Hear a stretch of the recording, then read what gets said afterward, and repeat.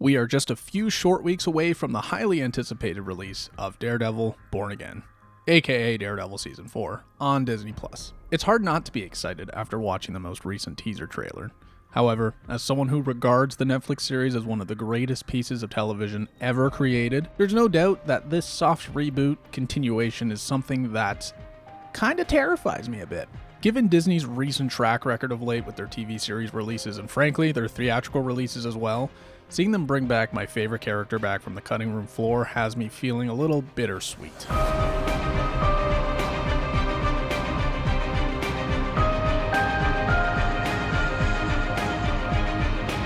Let's wind the clocks back 10 years.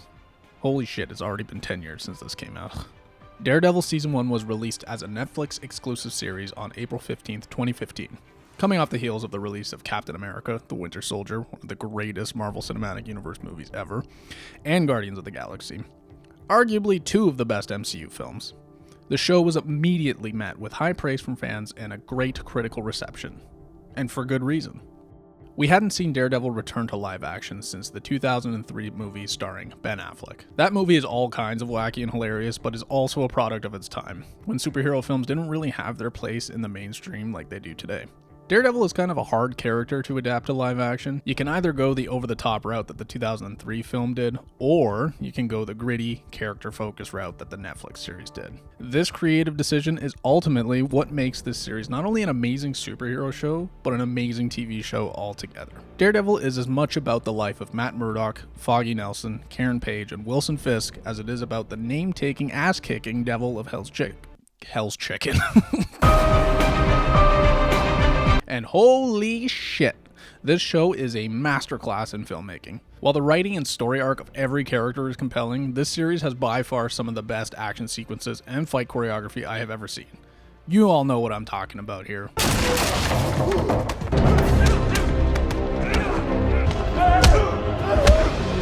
The series always included an amazing one-shot hallway fight scene, and somehow, every season they ramped it up. It would be a damn shame not to have a nod to this in the new show.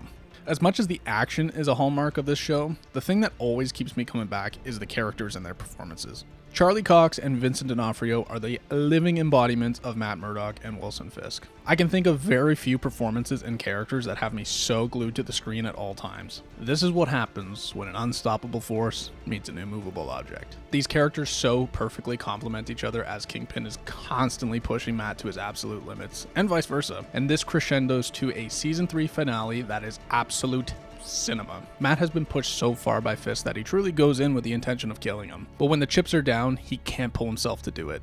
And this gives us one of the most impactful line deliveries ever seen on television.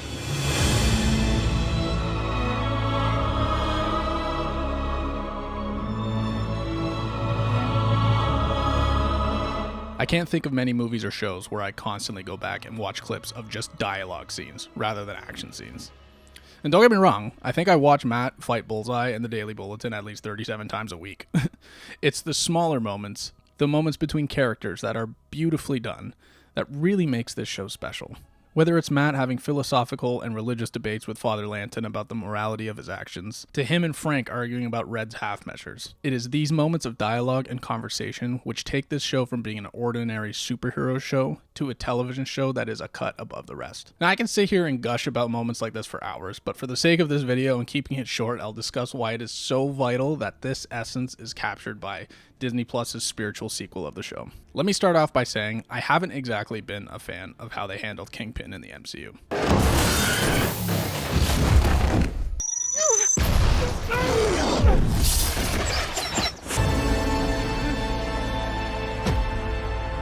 With his first reappearance in Hawkeye, I was left both angry and confused. How could they mishandle D'Onofrio's portrayal of this powerhouse character? It just left me feeling like they didn't understand the character fundamentally, and they just brought back D'Onofrio to win back some of the fans after having lost some good faith. Ultimately, I think this backfired and pushed more people away than brought them back in, me being one of those people. I remember specifically thinking, I wish they had just recast Kingpin and left the legacy of the original character in the Netflix series. To make me feel like that is just something unheard of. I can't believe those thoughts actually crossed my mind, as D'Onofrio is such an incredible actor and his portrayal of Wilson Fisk in Kingpin is just something so amazing.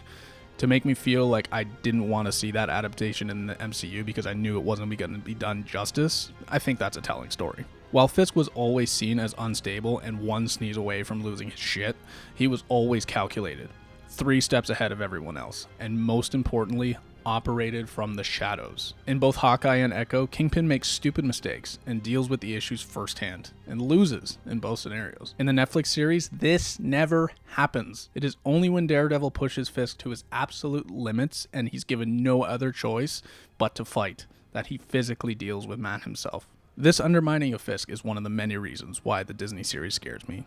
Rather than show care and focus on the characters and writing that came before, his appearances, in my opinion, were shallow shadows of his former self to bring back fan reception. What I'm really trying to say is that if the show is going to succeed, Disney and Marvel Studios really have to focus on the writing as much as they do the action. I've never really been worried about the action sequences. I have no doubt that Marvel Studios will put together some incredible action scenes, but action scenes can only take you so far.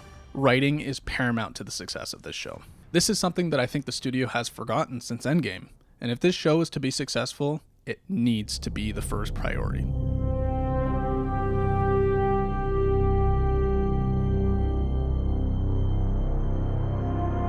I'm just going to go ahead and say I've been writing this script for over a month now, and a lot has changed since I started, and since the announcement of this show. As of writing this, we are just over a week away from the show's release. And I'm not gonna lie, I'm getting more and more excited about it. Even though every fiber of my body is trying to tell me not to get too excited because I can't handle another disappointment, no less with my favorite character, there's just something about the marketing and the buzz around this show that's got me feeling a little bit more hopeful and excited. I've been very vocal about how apprehensive I am about the reboot of this series. But in light of recent marketing material, seeing how the cast and crew talk about the show and initial embargo reviews coming out, I'm feeling hopeful? Scared? Absolutely. Terrified even. But I don't know, there's just something that has me feeling different now. There's a buzz around this show with everyone involved in it that just feels different. Hearing Charlie Cox and D'Onofrio talk about how happy they are with the new direction of the show after the extensive rewrites and reshoots is really important here. When I first heard the show was being completely redone, I was feeling really down about it and thought, oh no, here we go again. Another show being put together in the editing room. But literally every member of the original cast who said they wouldn't do the show if it didn't feel true to the original is saying that they took it in the right direction. They literally brought back everyone. The whole crew is here. Cox, D'Onofrio, Bernthal, Bethel, hell, even fucking Karen are back. They even brought in Dario Scartapane as the showrunner who did the Netflix Punisher show. And they even brought back the original stunt coordinator from the show by the request of Charlie Cox. If that doesn't show that they're listening and they really want to pay homage to the original, then I don't know. Guys. They even brought back the OG theme. Guys, does Marvel get it? Did they finally figure it out? Did they admit if it ain't broke, don't fix it? After all these years, after all of the failures since Endgame, is this the turning point? Is it Daredevil that we have finally found Nirvana?